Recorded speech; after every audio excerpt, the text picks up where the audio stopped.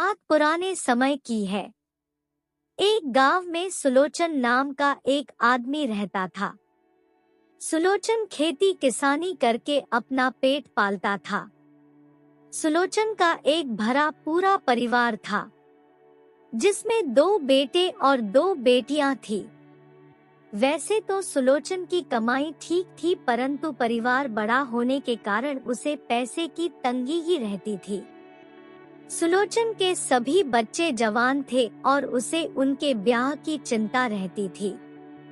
खास तौर पर वो पहले अपनी बेटियों के हाथ पीले करना चाहता था।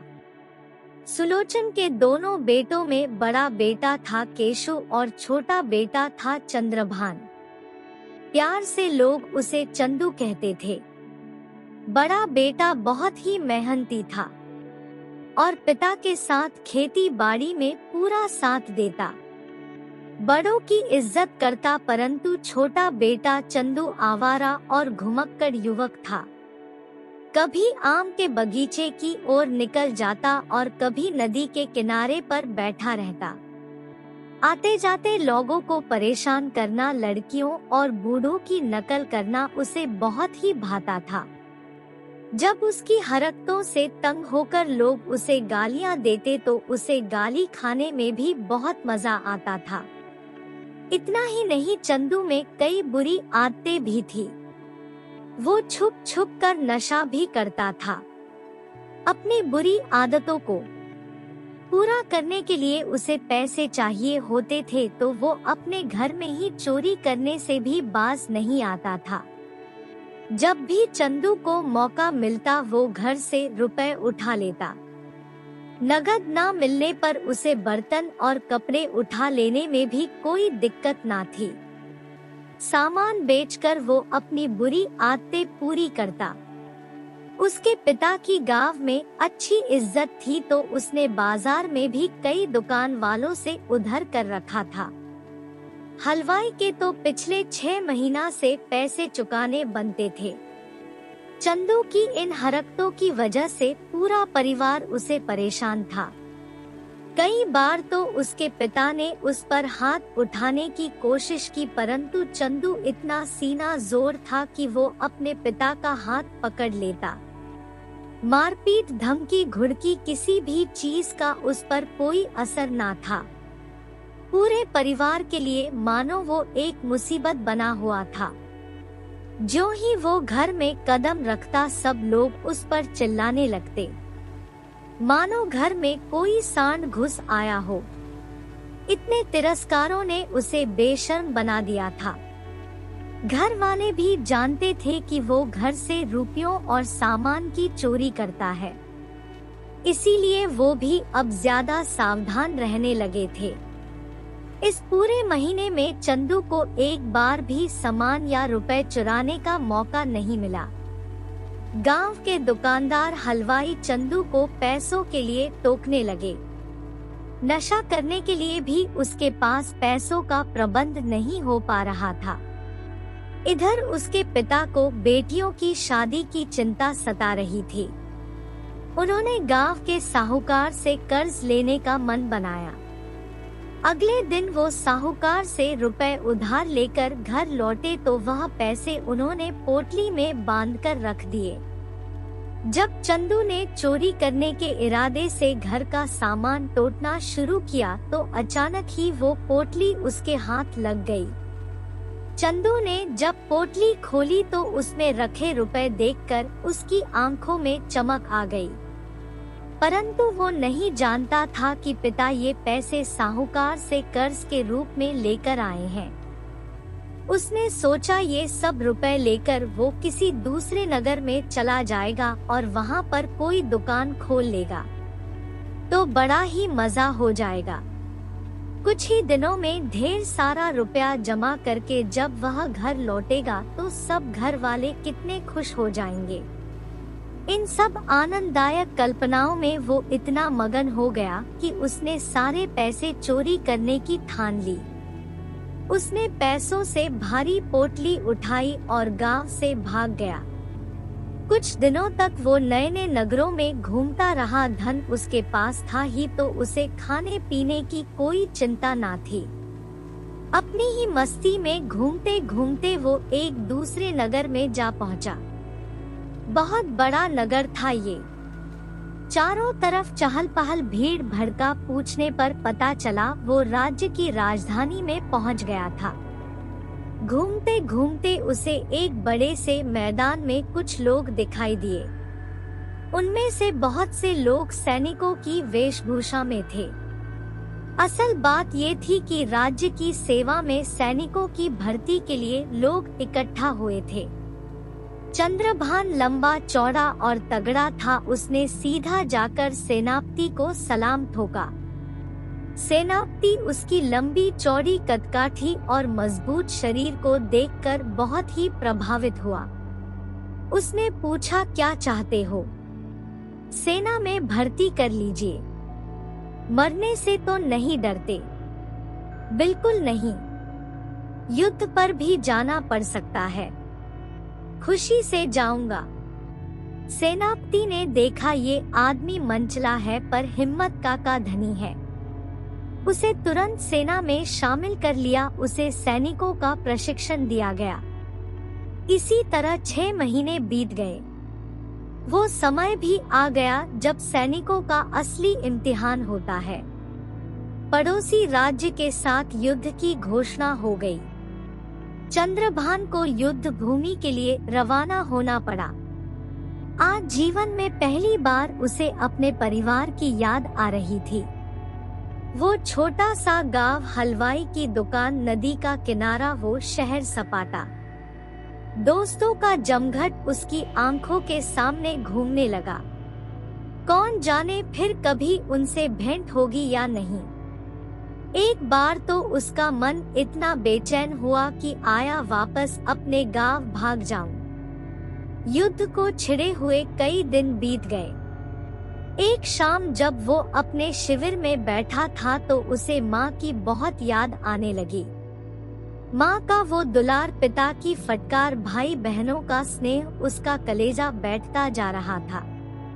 परंतु जब वो युद्ध भूमि में पहुंचा तो शूरवीरों की तरह लड़ता रहा। उसके जैसा योद्धा किसी ने नहीं देखा था। पूरी सेना में उसकी वीरता के चर्चे होने लगे। युद्ध खत्म होने पर चंद्रभान वापस लौट कर आया तो राजा ने उसे प्रसन्न होकर अपनी सेना का सूबेदार बना दिया। अब तो वो सेनापति का सबसे खास आदमी बन चुका था। एक दिन जब उसे अपने गांव की बहुत याद आई तो उसने एक संदेशवाहक को संदेश लेकर अपने गांव भेजा। जब वो संदेशवाहक वापस लौटा तो उसने चंद्रभान को बताया कि आपके पिता साहूकार का कर्ज नहीं चुका सके, इसीलिए पूरा परिवार अब दर दर की ठोकरें खा रहा है, क्योंकि साहूकार ने उनके घर और खेतों पर कब्जा कर लिया है। वो सब एक किराए के मकान में रह रहे हैं। इस दुख के कारण आपकी माताजी बहुत ही बीमार रहती है। चंद्रभान उसी समय सेनापति के पास जाकर अपने गांव जाने की आज्ञा मांगता है। सेनापति ने चंद्रभान को गांव जाने की आज्ञा दे दी। चंद्रभान ने अपने साथ कुछ जरूरी सामान और धन लिया और गांव पहुंच गया। ढूंढते ढूंढते वो उस घर के बाहर पहुंचा जहां उसका परिवार दयनीय हालत में रह रहा था। आस पड़ोस के लोग देखने वालों की सेना का कोई बड़ा अधिकारी सुलोचन के घर आया है। किसी ने भी उसे इस रूप में नहीं पहचाना था। चंद्रभान ने दरवाजा खटखटाया तो उसके बूढ़े पिता ने दरवाजा खोला। चंद्रभान ने महसूस किया कि इतने कम समय में ही उसके पिता इतनी ज्यादा बूढ़े हो गए हैं, और उसकी वजह खुद चंद्रभान था, क्योंकि उसी की वजह से पूरे परिवार को इतनी मुसीबत का सामना करना पड़ा। अपने सामने खड़े सैनिक अधिकारी को उसके पिता ने नहीं पहचाना। तब चंद्रभान ने कहा, पिताजी मुझे माफ कर दीजिए, आवाज सुनकर वो जान गए कि ये तो उनका बेटा चंदू है। उन्होंने अपने बेटे को गले से लगा लिया। पिता और पुत्र दोनों की आंखें छलक उठी। इसके बाद चंद्रभान अपने पूरे परिवार से मिला। अब उसका पूरा परिवार ये देखकर हैरान भी था और खुश भी कि उनका बेटा नालायक चंदू अब एक बड़ा सेना अधिकारी बन चुका है।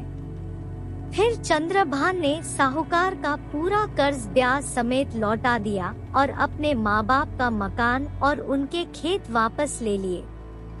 अब चंद्रभान का पूरा परिवार बहुत ही खुश था और चंद्रभान वापस अपना कर्तव्य निभाने के लिए राजा की सेना में लौट गया।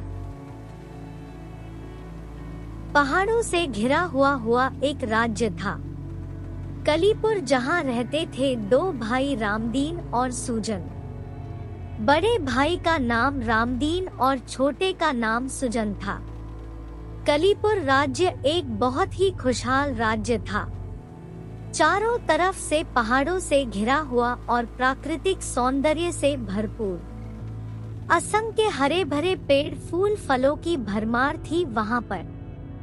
यहाँ के लोग बड़े ही मेहनती और शांति प्रिय, लड़ाई झगड़ा और मारपीट से कोसों दूर रहते थे। ये दोनों भाई इसी नगर में बड़े ही आनंद से जीवन बिता रहे थे। दोनों भाइयों में प्यार तो था, परंतु दोनों के स्वभाव में थोड़ा अंतर था। एक तरफ बड़ा भाई रामदीन बाद ही शांत और संतुष्ट स्वभाव, तो दूसरा भाई थोड़ा लालची और ज्यादा पाने की इच्छा रखने वाला था। दोनों भाई अपना पेट पालने के लिए जंगल से लकड़ी काटते और गांव में लकड़ी बेच देते थे। सुबह सुबह उठकर दोनों एक साथ ही काम पर निकलते, एक ही जंगल में लकड़ी काटते और फिर एक साथ ही वापस लौटते। बड़ा भाई अपने काम से पूरी तरह से संतुष्ट था, जबकि छोटा भाई सुजान हमेशा यही चाहता कि कोई ऐसा उपाय हो जाए कि इस मेहनत वाले काम से छुटकारा मिल जाए। इसी राज्य कलीपुर के राजा थे इंद्रसेन। एक बहुत ही शांति प्रिय और दयालु राजा थे। सारी जनता उनके दयालु स्वभाव के गुणगान करती थी। लोग अक्सर कहते हैं कि ऐसा नेक दिल और शांति प्रिय राजा मिलना बड़े ही भाग्य की बात है। इंद्रसेन का नाम देश के कोने कोने में फैलने लगा। इसी बात से पड़ोसी राज्य के राजा वीरबाहु को बहुत ही ईर्ष्या होने लगी। वीरबाहु ने बिना किसी कारण के ही इंद्रसेन के राज्य पर चढ़ाई कर दी। कलीपुर को चारों तरफ से वीरबाहु की विशाल सेना ने घेर लिया। इस बात की खबर जब इंद्रसेन को मिली तो उसने विचार किया, यदि मैं युद्ध करता हूँ तो बेकार ही हजारों आदमी मारे जाएंगे, उनके बच्चे अनाथ हो जाएंगे, उनकी स्त्रियां मुझे श्राप देगी। युद्ध तो कई मुसीबत की जड़ है। ये सोचकर इंद्रसेन रात को ही महल से निकल गया। चलते चलते वह पहाड़ों की गुफाओं में जा बैठा। इधर वीरबाहु ने बिना किसी मार काट के ही कलीपुर राज्य और महल पर अधिकार कर लिया, परंतु इंद्रसेन को ना पाकर वो बहुत ही क्रोधित हुआ। उसने घोषणा करवा दी कि जो कोई राजा इंद्रसेन को पढ़कर लाएगा उसे 1000 सोने के सिक्के दिए जाएंगे। इधर राजा इंद्रसेन जंगल की गुफाओं में छिपे बैठे थे। इसी गुफा के नजदीक वो दोनों भाई रामदीन और सुजन लकड़ी काटने के लिए आए। जिस गुफा में राजा साहब छिपे बैठे थे उसके पास वाले वृक्ष को दोनों भाई काटने लगे। छोटा भाई सुजान बोला, धत तेरी के किस्मत की, कहीं अभागा इंद्रसेन मिल जाता तो पकड़ कर ले जाता। 1000 सोने के सिक्के मिलते तो 7 पुरुतों की दरिद्रता दूर हो जाती। बड़े भाई ने कहा, क्या बकता है, ऐसे दयावान और धर्मवान राजा के लिए तेरे मन में ऐसे विचार लालच है तुझ पर, तुझे देखकर नर्क भी नाक सिकुड़ेगा। छोटा भाई बोला, मिल जाता अगर वो अभागा तो मैं तो ले ही जाता, आखिर कोई ना कोई तो लेकर जाएगा ही, तो मैं ही क्यों ना इनाम मारूं। अगर हमारा राजा हमें मिल जाए तो मैं उन्हें वहां ना लेकर जाऊंगा। रुपया पैसा कितने दिन चलेगा, लेकिन हमारी बदनामी एक अमर कहानी बन जाएगी। राम राम राम, ऐसी बात सोचना भी पाप है। ना मालूम ये वीरबाहु कैसा बर्ताव करेगा उनके साथ, कहीं उन्हें मार ही ना डाले। छोटा भाई बोला, कल मरता है तो आज मर जाए, मेरे लिए उसने क्या किया। वीरबाहु उसे पाताल से भी खोज निकाल लेगा, तुम्हारे छोड़ देने से वो बच नहीं जाएगा।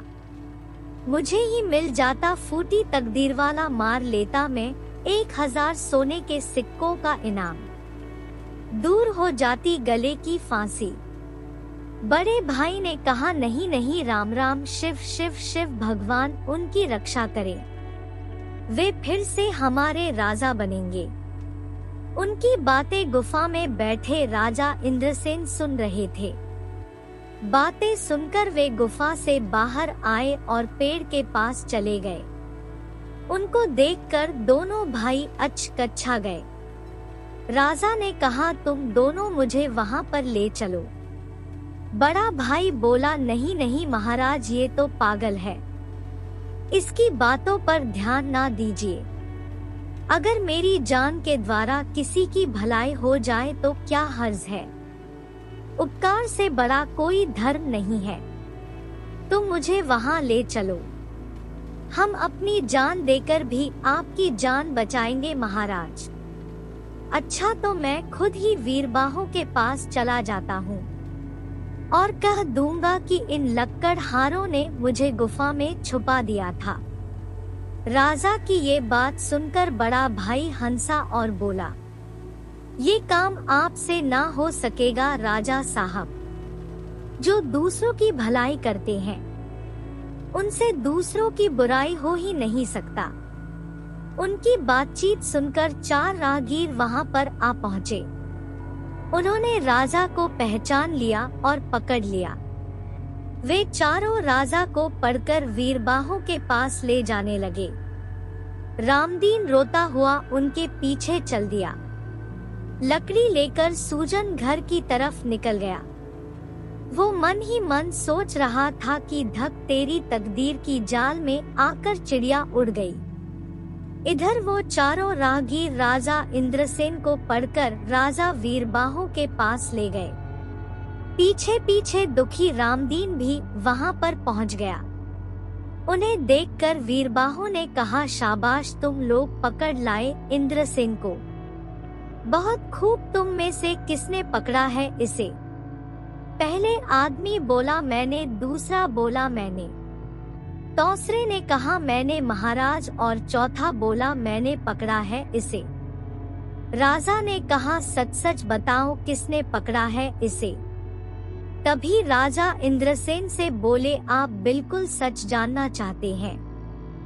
जी हाँ, मुझे इन चारों में से किसी ने नहीं पकड़ा। तो फिर किसने पकड़ा है? वो जो कोने में कुल्हाड़ी ले लकड़हारा खड़ा है, उसने मुझे पकड़ा है।